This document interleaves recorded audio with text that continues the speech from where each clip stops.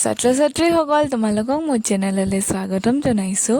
আজি তোমালোকৰ বাবে মই লৈ আহিছোঁ এইচএছ ফাৰ্ষ্ট ইয়াৰৰ অসমীয়া কিতাপখনৰ কেম্ব্ৰিজৰ শিক্ষা ব্যৱস্থা আৰু শিক্ষা অনুষ্ঠান নামৰ চেপ্টাৰটোৰ কেইটামান important short question answer.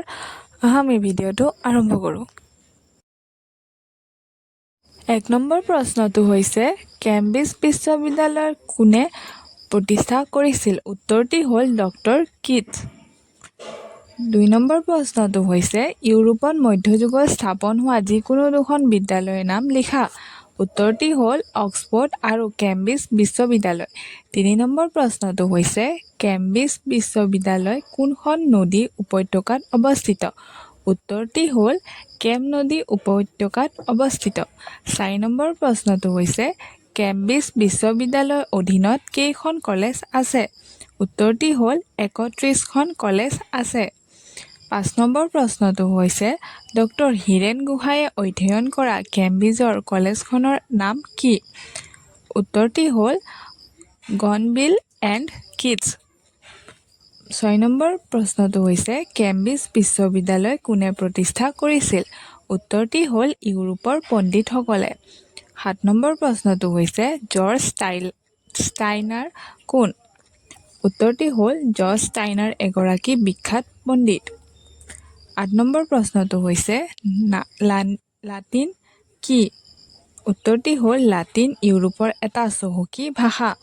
9 number প্ৰশ্নটো হৈছে সপোনৰ দিক্সৌ বনত গ্ৰন্থখন কোনে ৰচনা কৰিছিল? উত্তৰটি হ'ল ডক্টৰ হীৰেন গোহাঁইয়ে ৰচনা কৰিছিল। 10 নম্বৰ প্ৰশ্নটো হৈছে ডক্টৰ হীৰেন গোহাঁইৰ গৱেষণা গ্ৰন্থখনৰ নাম কি? উত্তৰটি হ'ল tradition and paradise lost. 11 number প্ৰশ্নটো হৈছে কেম্ব্ৰিজ বিশ্ববিদ্যালয় কিমান চনত স্থাপন হৈছিল? উত্তৰটি হ'ল 1209 চনত স্থাপন হৈছিল। 12 নম্বৰ প্ৰশ্নটো হৈছে প্ৰথমে বিশ্ববিদ্যালয়বোৰক কি বোলা হৈছিল? উত্তৰটি হ'ল প্ৰথমে বিশ্ববিদ্যালয়বোৰক স্কুল বোলা হৈছিল। 13 নম্বৰ প্ৰশ্নটো হৈছে পণ্ডিতসকল কি বুলি সম্বোধন কৰা হৈছিল? উত্তৰটি হ'ল স্কলাৰ সম্বোধন কৰা হৈছিল।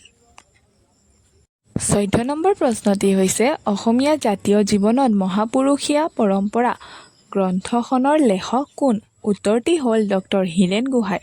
15 নম্বৰ প্ৰশ্নটো হৈছে জন ডান্স স্কটাৰ্ছ কোন? উত্তৰটি হ'ল ত্ৰয়োদশ শতিকাৰ স্কটলেণ্ডৰ এগৰাকী বিখ্যাত দাৰ্শনিক।